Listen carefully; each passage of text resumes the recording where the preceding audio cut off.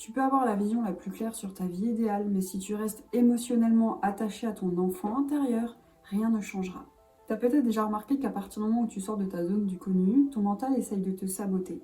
Tu reviens à tes peurs, tu reviens à tes angoisses, alors que pourtant, quand tu as décidé de mettre en place cette action, tu étais totalement aligné avec ta version de toi supérieure, avec ta version de toi illimitée. C'est pas toujours un manque de discipline, même si la discipline joue beaucoup. Parfois, c'est simplement que tu es encore trop attaché émotionnellement à ton enfant intérieur. Et c'est juste lui qui essaye de te ramener là où il se sent en sécurité. Et c'est exactement ce que je veux t'expliquer aujourd'hui parce que moi-même je suis passée par là. Pour changer ta réalité, tu dois prendre le temps de comprendre comment agissent tes émotions. Et une fois que tu vas comprendre comment agissent tes émotions, tu pourras prendre le contrôle dessus. Attention, ça ne veut pas dire les nier, mais ça veut dire les analyser en tant qu'observateur pour pouvoir ensuite décider de l'émotion que tu as envie de ressentir. Et l'émotion que tu ressens émet ton énergie, émet ta vibration et crée ta réalité. La première chose à comprendre et qui n'est pas nouveau dans mes vidéos, c'est que pour transformer ta réalité, tu dois avoir la vision de la personne que tu veux devenir. Et si ce n'est pas encore fait, c'est vraiment ta base, ton ancrage. Tu dois savoir qui tu veux être. Tu dois établir cette vision. Tu dois la poser sur papier et tu dois créer ton vision board. Et pour aller plus loin sur ce sujet, d'ailleurs, je t'invite à regarder la vidéo sur comment transformer ton identité pour créer ta réalité. Mais ce que tu dois comprendre et ce que beaucoup de personnes ne comprennent pas, c'est pour ça qu'ils n'ont pas de résultat, c'est que la vision à elle seule ne suffit pas. Parce qu'à partir du moment où tu commences à entreprendre ton processus de transformation, tu as la bonne vision, tu pratiques la visualisation et tu avances vers la version de toi que tu veux devenir. Et tu as toujours ton ego, ton mental qui essaye de te ramener vers le passé, qui essaye de te ramener vers le connu. C'est un processus naturel. C'est pour ça que la vision ne suffit pas à transformer ta réalité. Ce qu'il faut comprendre, c'est que dans ta manière de fonctionner, ton cerveau préfère une souffrance connue plutôt qu'une liberté inconnue. C'est comme ça que tu es fait. Ce qui est dur, c'est pas de transformer ta réalité, c'est pas d'entreprendre pour ta liberté, c'est pas de créer ce business par exemple. C'est de sortir du conditionnement dans lequel tu es depuis des années, du conditionnement interne que tu as de tes propres croyances limitantes, mais aussi du conditionnement par l'éducation de tes parents et par l'éducation de cette société, qui malheureusement ne nous a pas du tout appris à oser nous écouter et à utiliser notre plein potentiel. Bien au contraire. Elle nous a appris à nous robotiser, à nous automatiser pour que justement on réagisse émotionnellement avec nos pensées limitantes et on n'écoute pas vraiment notre conscience illimitée. 80% de tes croyances limitantes ont été créées quand tu étais enfant. Si tu as été rejeté par exemple, tu as créé une peur d'être rejeté et aujourd'hui tu te comportes comme quelqu'un qui prend surtout pas trop de place. Si on t'a toujours posé un cadre, si on t'a éduqué dans la peur de manquer, aujourd'hui tu es certainement quelqu'un qui est dans le surcontrôle. Il y a plein de peurs comme ça que tu vas développer dès ton enfance et que tu vas amener avec toi tout au long de ta vie.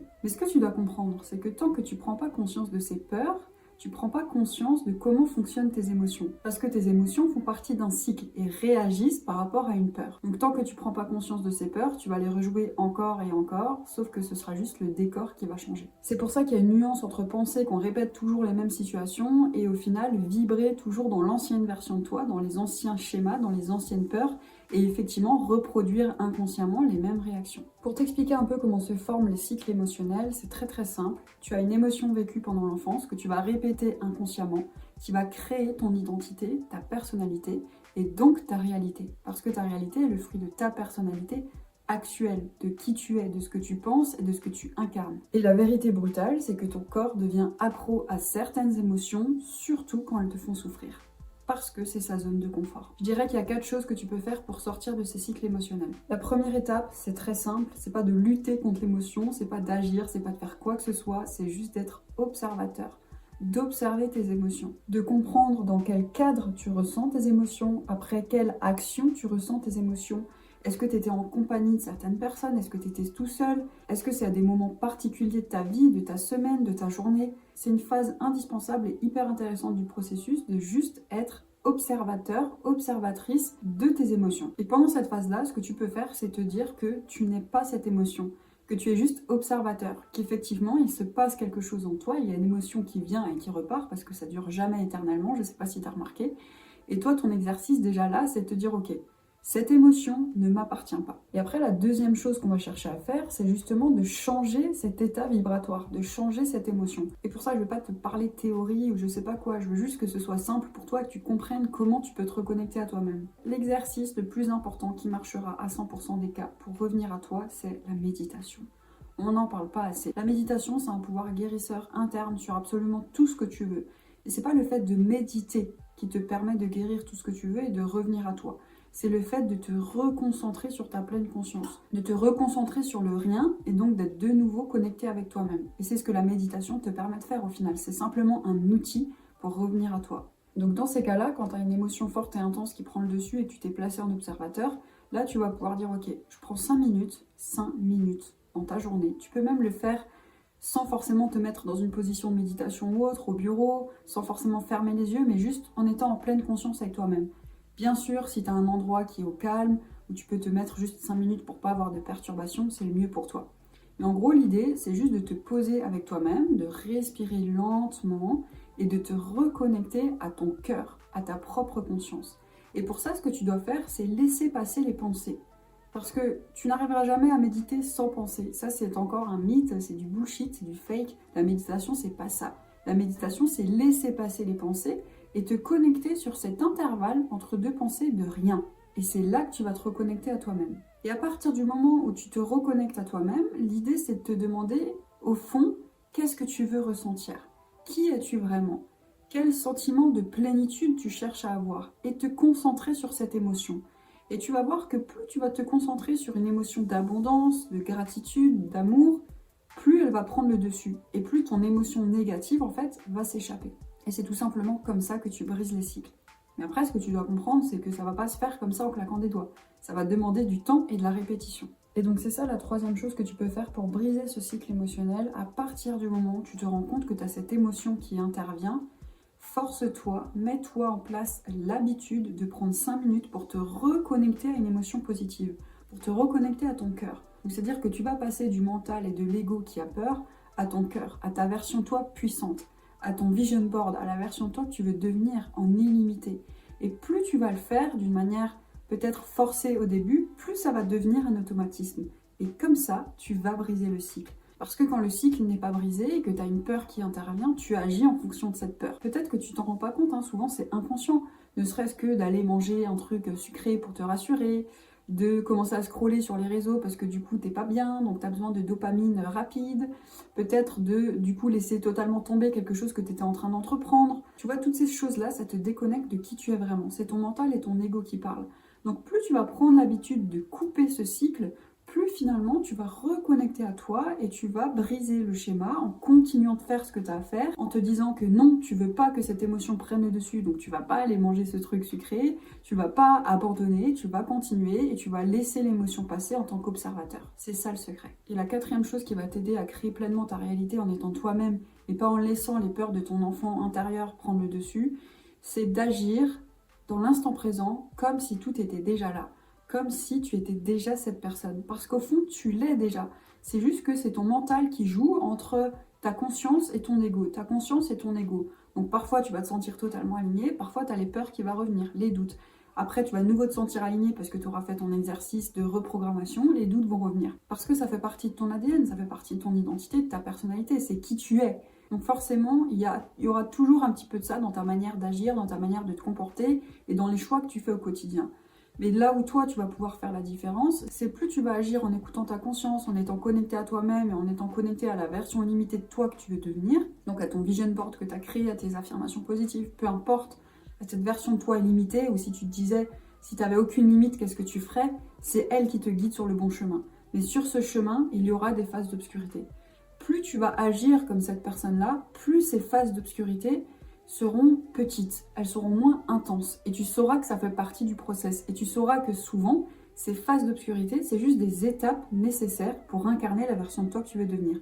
Donc tu vas arrêter de douter, tu vas arrêter d'avoir peur et tu vas te dire que quoi qu'il arrive, tu es sur le bon chemin. Quoi qu'il arrive, ce qu'il faut que tu saches c'est que les doutes ça fait partie du jeu. Donc tu n'auras jamais de moment où tu te diras ok c'est bon, je ne répète plus les cycles de mon enfant intérieur. C'est faux. Et tu sais quelque chose que tu peux faire aussi, c'est parler à ton enfant intérieur. Moi, c'est des choses que j'ai fait pendant un moment. D'ailleurs, je l'ai beaucoup fait l'année dernière parce que j'étais dans une période de ma vie où je brisais énormément de croyances limitantes. Du coup, à chaque fois que j'avais des angoisses et des peurs qui revenaient, j'avais compris en fait que c'était mon enfant intérieur qui se sentait pas bien, qui avait l'impression que je rejouais des situations du passé alors que c'était pas ça du tout. Et du coup, je lui parlais. Je mettais souvent ma main comme ça sur moi, où je me faisais des câlins à moi-même pour faire comprendre à mon enfant intérieur qu'en fait, tout allait bien se passer. Et que s'il a peur, peut-être qu'il a besoin juste d'un gros câlin. Que s'il est dans le doute, il a peut-être juste besoin qu'on lui dise « T'inquiète, tout va bien se passer ». De toute façon, tu es ton propre soldat dans cette vie. Tu es la personne qui te permet de vivre, tu es la personne qui te permet de créer ta réalité. Alors prends soin de toi. Et ton enfant intérieur, il faut pas le rejeter. Il faut pas avancer en te disant « Ok, j'ai des émotions de mon enfant intérieur qui reviennent, je veux les éviter », mais surtout pas en fait, parce que encore une fois, je te répète, ton enfant intérieur fait partie de qui tu es. C'est juste que tu as évolué, tu as grandi, tu as pris de l'expérience. Mais il est toujours là, à l'intérieur de toi. Et toi, comment tu peux briser les cycles? C'est juste en arrêtant de répéter les cycles émotionnels. Mais quoi qu'il arrive, il est là à l'intérieur de toi. Je sais que moi, j'ai une image précise des pires moments d'angoisse et d'obscurité quand j'étais plus jeune. Et c'est ces moments-là que je m'imagine à chaque fois. Et dans ces moments, je m'imagine vraiment me faire un câlin, me prendre en main et me dire « T'inquiète pas, tout va bien se passer ». Et c'est là où tu dois comprendre qu'il n'y a personne d'autre que toi-même qui va t'aider à évoluer. Il n'y a personne d'autre que toi-même qui va t'aider à briser ce cycle. Tu es la seule et unique personne responsable de ta réalité, responsable de tes actes, responsable de tes décisions et surtout responsable de tes pensées. Donc si tu veux briser ton système de pensée pour en mettre un autre en place et créer une nouvelle réalité, tu es la seule et unique personne capable de le faire. Donc dans un monde où on te demande de faire toujours plus, j'espère que tu comprendras au travers de cette vidéo que c'est pas ce qui compte. Ce qui compte, c'est de prendre du temps pour t'observer, pour comprendre qui tu es, comment tu réagis, quelle est ton identité et quelle est la personnalité que tu as qui fait que tu prends certaines décisions dans ta vie et qui font que tu as cette réalité aujourd'hui. Et ce que j'aimerais que tu comprennes, c'est que les choses prennent du temps. Cette transformation, elle ne va pas se faire en un déclic isolé, elle ne va pas se faire sur 2 semaines, elle ne va pas se faire sur 1 mois non plus, elle va se faire tout au long de ta vie. Elle se fait par répétition et engagement avec toi-même. C'est pour ça qu'encore une fois, la discipline, c'est la clé. La discipline dans tes habitudes pour rester connecté à cette version de toi. Pour faire en sorte d'être dans un environnement extérieur et intérieur qui te permet d'être bien avec toi-même, d'être en paix, d'agir avec intention dans tes journées. Maintenant, ce que tu peux faire pour favoriser cette transformation, c'est déjà te focaliser 90 jours pour reprogrammer ton système de pensée. 90 jours où tu te mets en place des habitudes avec discipline qui vont te permettre de rester connecté à toi-même, de prendre conscience de tous ces schémas et d'aller chercher la version de toi que tu veux devenir. Dans l'attitude, mais aussi dans les actions. Et c'est comme ça que tu peux créer une réalité différente beaucoup plus rapidement que si tu te laisses vivre avec tout ça. Parce qu'au final, tu verras que peut-être pendant 2 semaines, tu vas être observateur et tu vas prendre conscience de tout ça. Mais si tu ne le fais pas avec intention, les choses vont revenir naturellement et le temps va passer et tu vas te rendre compte qu'en fait, tu es toujours au même endroit. C'est pour ça que si tu veux du changement, si tu veux de la transformation, c'est comme pour tout, il faut avancer avec discipline, il faut mettre en place des actions, il faut mettre en place un plan et s'y tenir. Même quand on te parle de spiritualité et de méditation, tout demande de la discipline. C'est pas la discipline de faire, c'est la discipline de répéter les choses pour reprogrammer ton système de pensée. Et donc, ta réalité. Si cette vidéo t'a parlé, n'hésite pas à me faire un retour en commentaire et si tu as envie de continuer ta déprogrammation pour aller chercher la meilleure version de toi, pense à t'abonner.